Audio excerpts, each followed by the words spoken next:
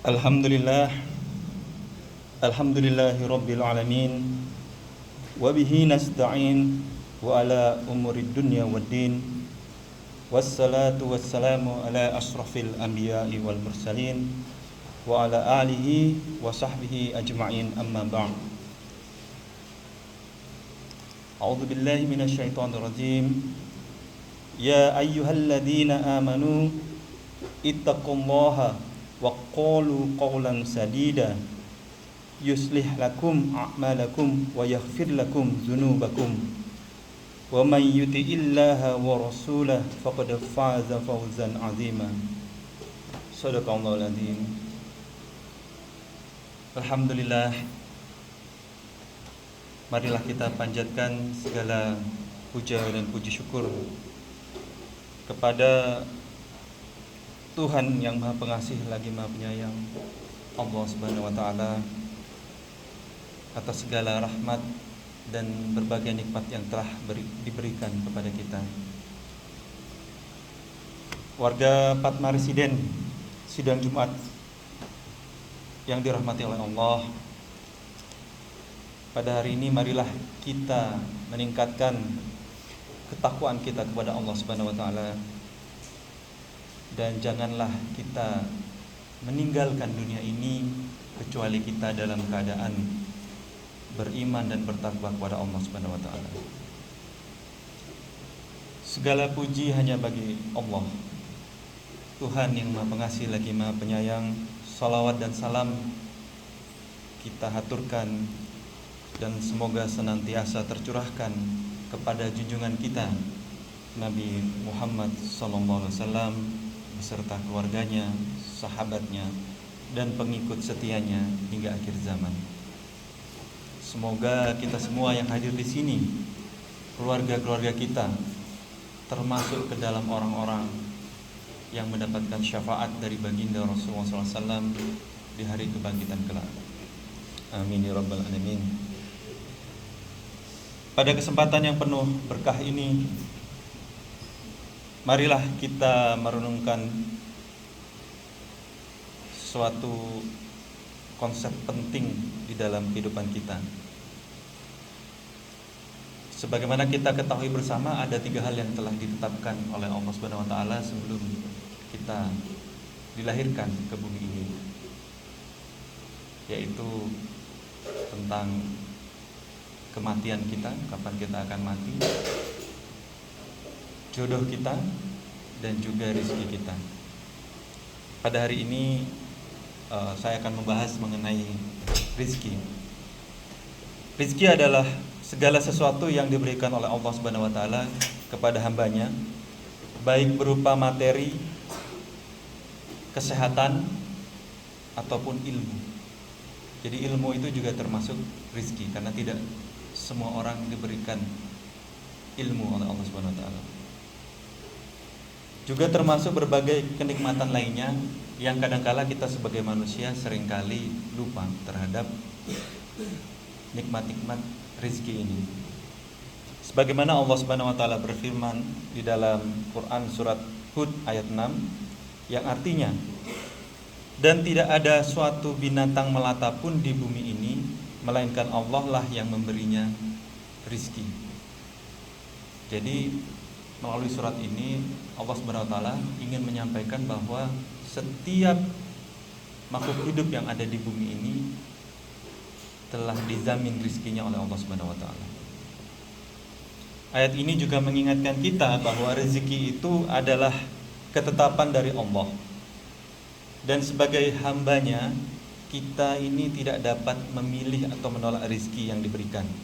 Namun kita diajarkan untuk berusaha dengan cara yang baik dan halal tentunya untuk menggapai rezeki tersebut.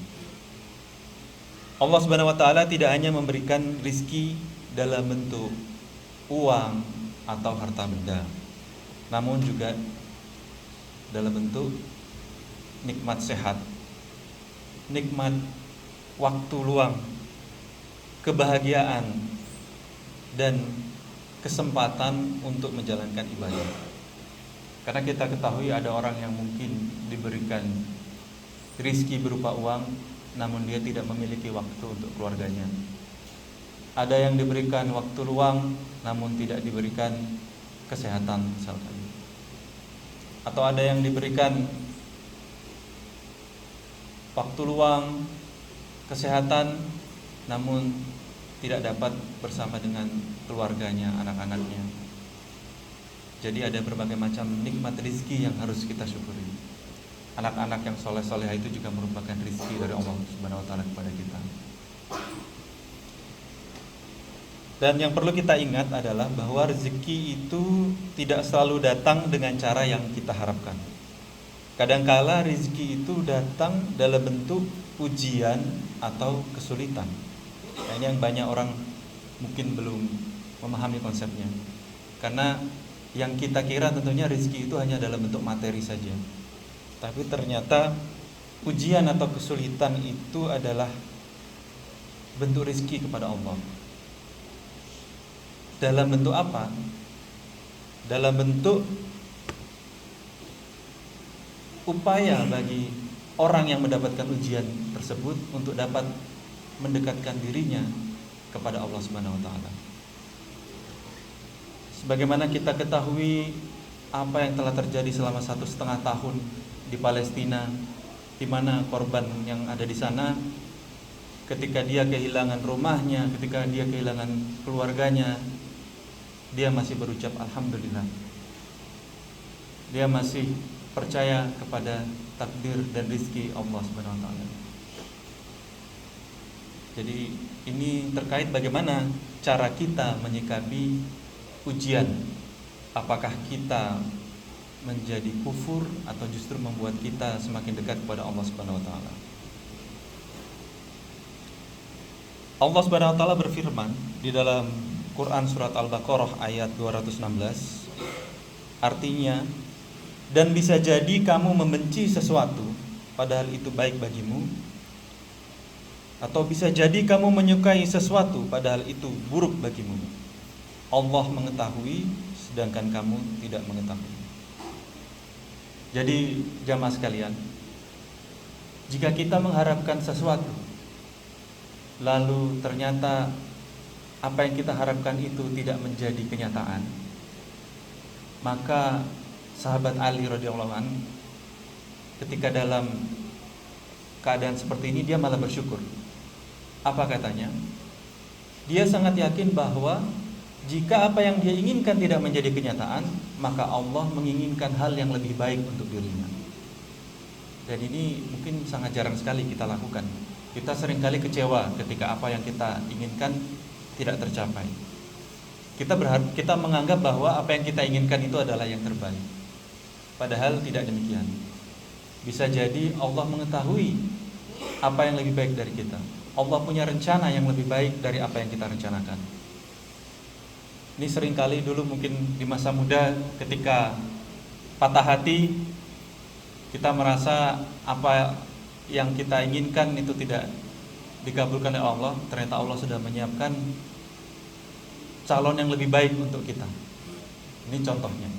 Atau mungkin ketika lulus kuliah ingin bekerja di suatu perusahaan, ternyata tidak dikabulkan oleh Allah, tidak diterima, ternyata mendapatkan perusahaan lain yang lebih bagus. Ini salah satu contohnya. Jadi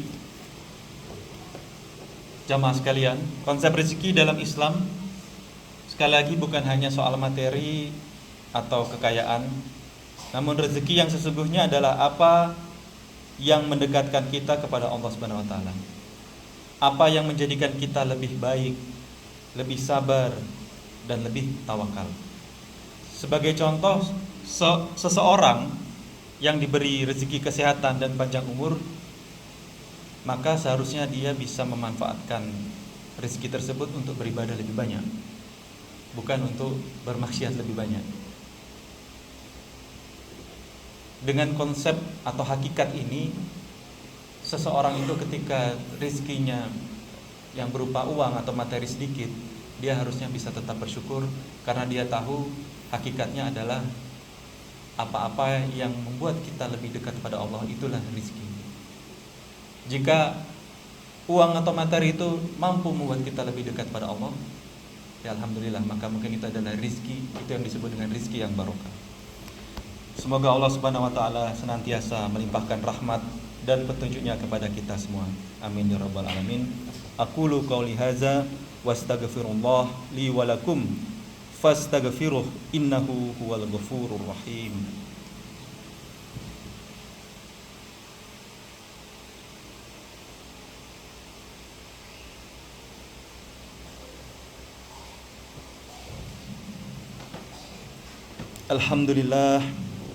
Alhamdulillahi rabbil alamin.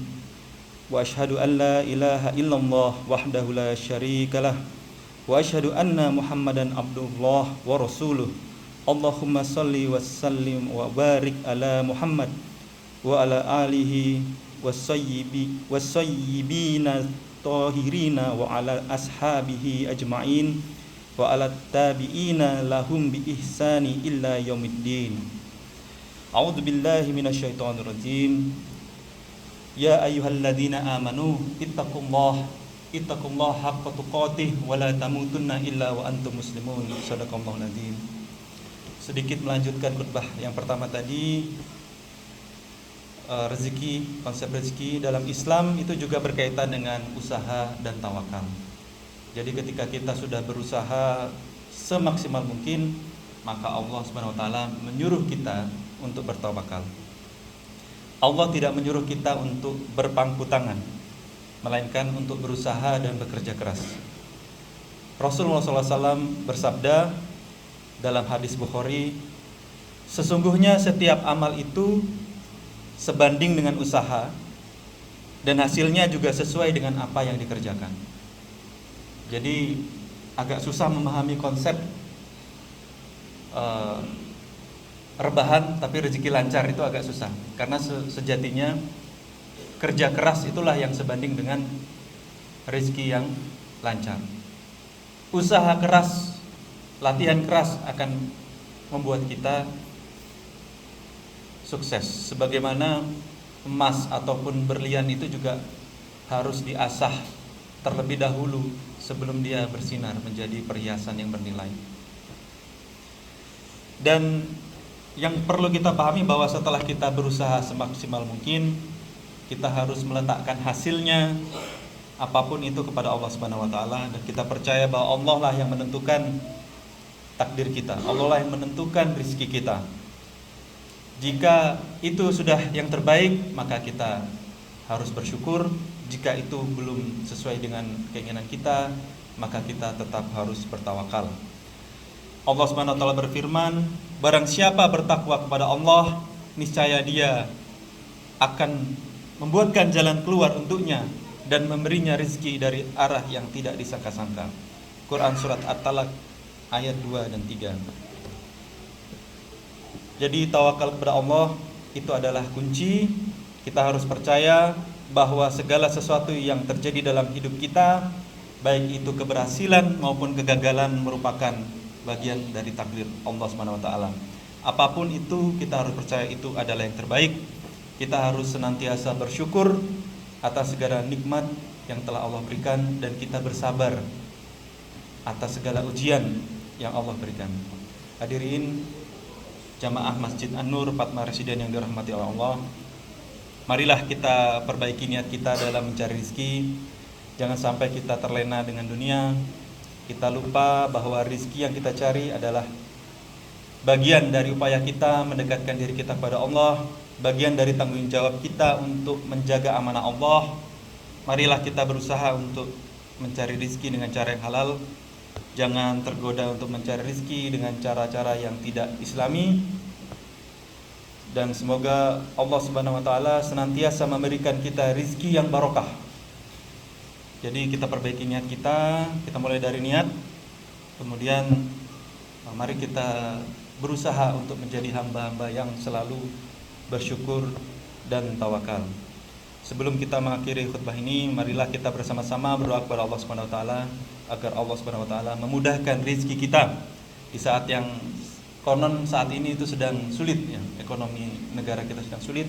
Semoga Allah Subhanahu wa taala memudahkan rezeki kita, memudahkan segala urusan kita, tidak hanya di dunia namun juga di akhirat kelak. Allahumma shalli ala Muhammad wa ala ali Muhammad kama shallaita ala Ibrahim wa ala ali Ibrahim wa barik ala Muhammad wa ala ali Muhammad kama barakta ala Ibrahim wa ala Ibrahim fil alamin innaka Hamidum Majid. Allahumma fir lil mu'minina wal mu'minat wal muslimina wal muslimat al ahya'i minhum wal amwat innaka sami'un qaribun mujibu da'wat ya qadiyal hajat. Rabbana la tu'akhizna in nasina aw akhtana. Rabbana wala tahmil alaina isran kama hamaltahu alal ladzina min qablina. Rabbana wala tuhammilna ma la taqata lana bih wa'fu anna waghfir lana warhamna anta maulana fansurna 'alal qaumil kafirin. Rabbana atina fid dunya hasanah wa fil akhirati hasanah wa qina adzabannar walhamdulillahi rabbil alamin. Wassalam.